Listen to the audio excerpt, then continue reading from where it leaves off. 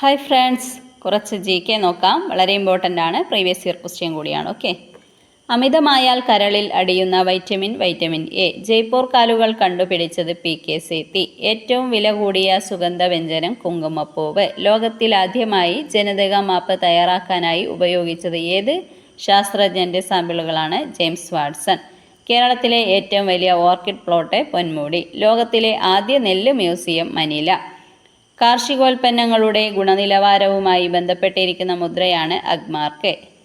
അമൂൽ സ്ഥാപിതമായ വർഷം 1946. മുള പൂക്കുന്നത് 48 വർഷത്തിലൊരിക്കൽ.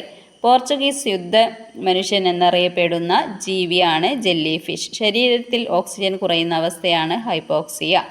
രോഗമുള്ള പശുവിൻ്റെ പാൽ കുടിക്കുന്നത് മൂലമുണ്ടാകുന്ന രോഗമാണ് മാൾട്ടാപ്പനി. കന്നുകാലി തീറ്റയായി ഉപയോഗിക്കുന്ന പായൽ അസോള. കണ്ണുനീർ ഉൽപ്പാദിപ്പിക്കുന്ന ഗ്രന്ഥി ലാക്രിമൽ ഗ്രന്ഥി.